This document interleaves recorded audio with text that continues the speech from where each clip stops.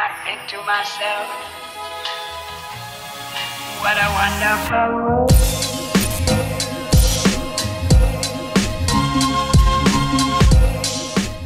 Halo semuanya, selamat datang kembali di Story Film. Yang kalian tunggu-tunggu, Teluh Darah episode 6 sudah hadir. Kali ini bakal banyak kejutan yang bakal ngebuat kalian bertanya-tanya. Kita lihat aja gimana kelanjutan Wulan dan Esa dalam mengungkap teror santet yang menimpa keluarga mereka. Kita langsung aja masuk ke alur ceritanya. Enjoy the video.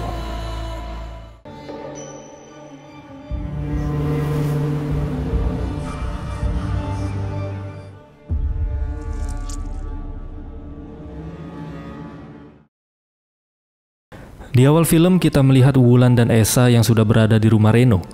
Sudah banyak polisi dan ambulan yang berada di TKP.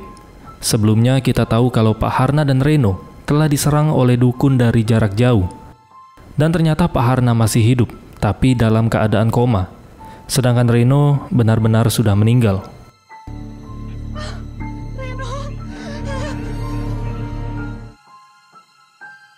Singkat cerita, ketika Esa mengantar Wulan pulang ke rumah, mereka melihat dari arah kejauhan ada seseorang yang duduk di atas motor hujan-hujanan. Pak Asep juga mengatakan kalau orang itu dari tadi sore ada di sana, dan sampai sekarang gak pergi-pergi. Pas Esa mau ngampirin orang itu, tiba-tiba orang itu pergi. Pada malam hari, Wulan masuk ke kamar Astuti. Di sana dia bingung melihat ibunya ketawa-ketawa, padahal lagi nonton film Susana, di mana film itu merupakan film horor. Tidak lama kemudian datang si Wisnu, yang ikutan ketawa-ketawa pas nobar bareng Astuti. Astuti kayaknya udah ketularan sedeng karena selalu dikasih obat penenang oleh si Wisnu.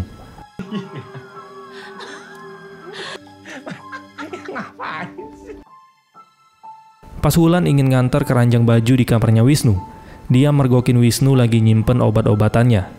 Wulan tentu saja sangat marah, karena sekarang mereka lagi ngadepin masalah besar. Ditambah Wisnu yang kerjaannya nggak bener, yang ada nanti malah nambah masalah.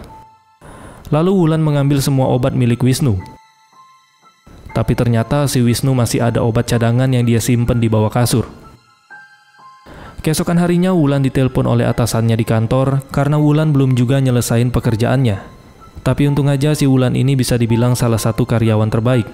Jadi atasannya menyarankan Wulan untuk mengambil cutinya, biar Wulan bisa fokus dulu untuk nyelesain masalahnya. Setelah itu Pak Asep datang buat ngasih tahu ke Wulan kalau ada tamu yang sudah menunggu di depan rumah. Pak Asep bilang kayaknya orang itu orang yang semalam mereka kejar pas hujan-hujanan. Dan orang itu mengaku sebagai kenalannya Pak Ahmad. Ada apa ya, Pak? Kok anaknya Ahmad ah? Pas ketemu, bapak itu langsung bertanya keberadaan Pak Ahmad. Dia bernama Rido. Dilihat dari logat bicaranya sih, bapak ini berasal dari Jawa Timur. Kok anaknya Ahmad ah? Maaf, ada urusan apa sama bapak saya? Yang jelas aku nggak ada urusan sama kamu. Apakah bapak ini ada kaitannya dengan kasus pembunuhan di Banyuwangi tahun 98? Entah apa urusannya mencari Pak Ahmad. Tapi pas Wulan bilang kalau ayahnya sudah meninggal, Pak Rido langsung terdiam. Mat! Metuan, Mat! Hoi! Pak, bapak saya udah meninggal. Kapan meninggalnya? Sementara si Wisnu yang baru bangun tidur masih aja makanin obat-obatannya. Di bawah, Wisnu melihat Harun yang lagi ngelakuin sesuatu. Pas dicek keluar, lagi-lagi Wisnu ngelihat Harun bertingkah aneh, sambil memegang celurit di tangannya. Wisnu langsung menghampiri Harun dan melihat Harun mengoles darahnya ke dinding. Wisnu yang sudah emosi langsung menghajar Harun. Harun kembali memperlihatkan wajah mengerikan. Tapi di sisi lain, dia meminta ampun kepada Wisnu. Kembali lagi ke Wulan. Ketika dia terus bertanya apa tujuan Pak Rido mencari bapaknya, Pak Rido cuma bisa terdiam. Lalu perhatian mereka teralihkan ketika melihat Wisnu yang lagi mukulin si Harun. Wisnu bilang dia berniat mau nyelakain ibu mereka. Wisnu juga menunjukkan bukti kalau Harun mengoleskan darah di dinding rumah. Tapi pas dicek ternyata tidak ada apa-apa. Mana? Lihat! Kak, di sana ada darah. Lalu di sana Wulan menemukan bungkus obat yang sering Wisnu pakai. Jadi apakah yang selama ini Wisnu lihat cuman halusinasinya saja? Karena efek dari obat yang sering dia pakai. Entahlah. Tadi ada. Hah? Apa? Naik, cepetan. Ketika Wulan kembali ke depan rumah, ternyata Pak Rido sudah pergi dari sana. Singkat cerita, malam harinya Wulan cerita ke Esa tentang Pak Rido yang datang ke rumah. Orang yang mereka kejar pas malam hujan-hujanan. Di sini Esa juga membawa beberapa berkas rekening milik Pak Bondan. Di sana terlihat Pak Bondan setiap bulan rutin transfer uang ke rekeningnya Pak Rido. Padahal keluarga bukan, karyawan juga bukan. Esa berpikir mungkin Pak Rido ini memeras Pak Bondan dan Pak Ahmad. Tapi kalau untuk penyebabnya mereka masih belum tahu. Mereka kembali melihat rekaman PT AKW di tahun 98. Ternyata di video itu Pak Rido juga ada di sana. Esa berkata dia juga pernah melihat wajah Pak Rido dari fotokopi KTP-nya yang tertinggal di berkas Pak Bondan. Di sini Esa berencana mengajak Wulan pergi untuk menemui Pak Rido. Tapi karena Wulan lagi dapat beberapa masalah dengan si Wisnu, jadi dia lebih memilih untuk di rumah sementara waktu. Scene beralih memperlihatkan Pak Rido yang sedang membantu kasir Alfamart yang diganggu sama preman. Kayaknya Pak Rido ini bukan orang sembarangan. Dan kasir toko itu ternyata adalah anaknya Pak Rido yang bekerja di sana. Dia bernama Atik. Ayo cepat.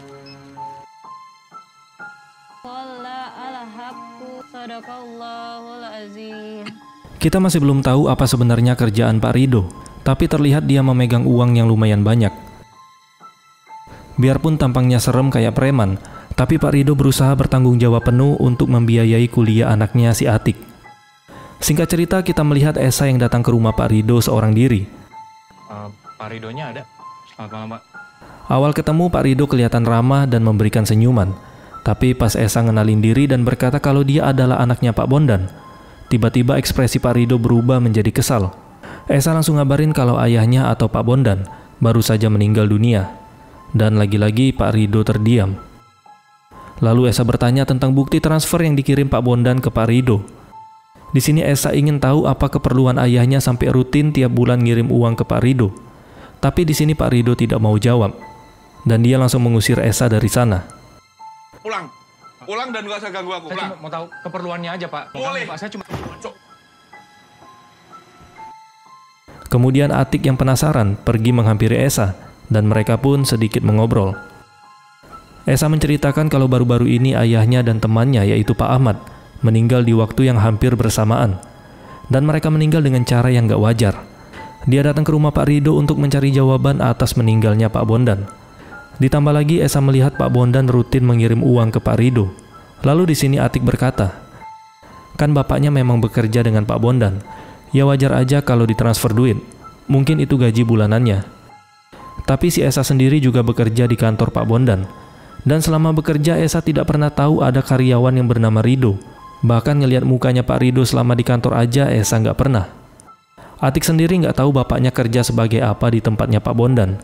Karena setiap kali Atik nanya kerjaan ke bapaknya, Pak Rido nggak pernah mau jawab. Sebelum Atik pulang mereka sempat tukeran nomor HP. Kalau saja nanti Atik bisa ngasih info tentang bapaknya. Assalamualaikum. Waalaikumsalam. Keesokan harinya sebelum pergi kerja, Atik sempat kembali bertanya tentang pekerjaan Pak Rido di tempat Pak Bondan. Tapi lagi-lagi Pak Rido nggak mau jawab dan selalu menghindari pertanyaan itu. Tidak lama kemudian batuk yang dialami Pak Rido semakin parah, sampai mengeluarkan darah. Entah apa yang dialami Pak Rido, tapi terlihat dia tetap berusaha kuat di depan anaknya. Di sisi lain, ketika Wulan sedang sarapan, tiba-tiba ada kecoak yang keluar dari dalam kopinya. Lalu pada malam hari Wisnu lagi-lagi mendapat penglihatan kalau si Harun berada di kamar ibunya. Dengan cepat Wisnu langsung mencekik Harun. Astuti. Mampus lo. Tapi ternyata itu adalah Wulan. Aku tadi ngeliat Harun, Kak. Lagi-lagi di sini Wisnu berhalusinasi yang membuatnya hampir membunuh kakaknya sendiri. Keesokan harinya terlihat Harun ingin pamit pulang. Karena dia nggak mau masalah ini malah semakin panjang. Di sini Wulan mengerti keputusan Harun dan dia mewakili keluarga terutama si Wisnu meminta maaf sebesar-besarnya atas kejadian yang sudah terjadi. Tolong dimaafkan ya, dan Wisnunya. Iya, Pak. Tak apa-apa. Lalu Wulan memberikan sedikit uang pesangon sekaligus uang berobat untuk si Harun. Dan sebelum pergi, Harun memberikan bunga kesukaannya Astuti dan dia menitipkan ke Wulan agar bunga itu ditaruh di kamarnya Astuti. Tanpa rasa curiga, Wulan menerima bunganya. Tapi entah kenapa kok saya yang curiga ya. Di dalam kamar, Wisnu kembali mendengar seperti ada suara berjalan dari atas atap. Dan lagi-lagi Wisnu berhalusinasi. Dia melihat Harun yang sedang memegang bunga kesukaan Astuti. Wisnu kembali mengejar Harun yang masuk ke kamar ibunya. Harun! Luar lo! Harun? Iya! Mendengar keributan tersebut, Wulan juga datang ke sana. Di sini Wulan sudah mulai muak melihat Wisnu yang selalu bertingkah aneh dikarenakan obat-obatan yang sering dia konsumsi. Wisnu berkata dia melihat Harun membawa bunga busuk ke kamar ibu mereka, dan Wisnu yakin di bunga itu pasti ada buhulnya. Lalu pada malam harinya kita melihat Wulan yang lagi menaruh bunga titipan Harun ke kamar ibunya. Ketika sedang tidur, tiba-tiba Astuti terbangun karena merasakan sesuatu di tenggorokannya. Karena udah nggak tahan, dia pun pergi ke toilet. Lalu tiba-tiba Astuti muntah darah dan terdapat banyak kecoa di muntahannya. Di sini Astuti mulai panik dan ketakutan karena sepertinya teror itu telah kembali. Lalu di sini Astuti kembali merasakan sakit kepala yang luar biasa dan seperti ada sesuatu yang berjalan keluar masuk di telinganya. Kemudian Astuti merasakan keanehan yang lain, di mana dia merasa tangannya bergerak sendiri. Tangan Astuti berusaha mengambil gunting di dekat wastafel. Astuti di sini sudah berusaha menahannya sekuat tenaga, tapi sepertinya ilmu itu terlalu kuat.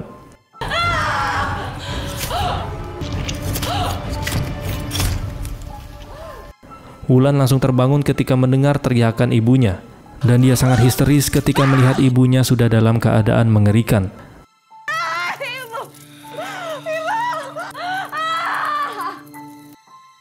Kali ini Wulan dan Wisnu sepertinya sudah benar-benar kena mental, karena mereka harus menerima kenyataan ibunya menyusul Pak Ahmad ke alam lain.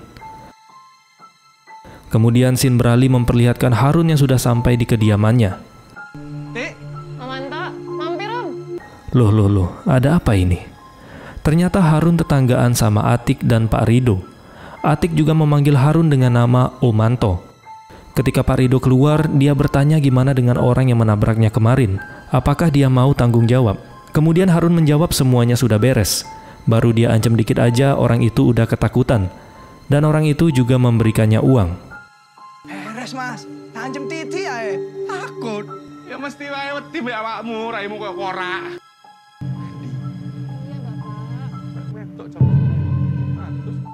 Dan film pun selesai. Teror santet ini kembali memakan korban. Astuti akhirnya menyusul kepergian Pak Ahmad. Sepertinya misteri ini masih belum menemukan titik terang. Yang pasti kita di sini tahu kalau Harun memiliki rahasia yang dia sembunyikan. Dan yang bikin saya bingung, kenapa Pak Rido dan Harun berbicara tentang orang yang menabrak Harun. Dan Harun mengatakan orang yang menabraknya memberikan uang. Padahal yang kita tahu, uang itu diberikan oleh si Wulan. Pastinya ada cerita di balik semua itu. Kita harus lebih sabar buat nunggu jawaban di episode selanjutnya. Terima kasih sudah menonton, dan sampai jumpa di next video.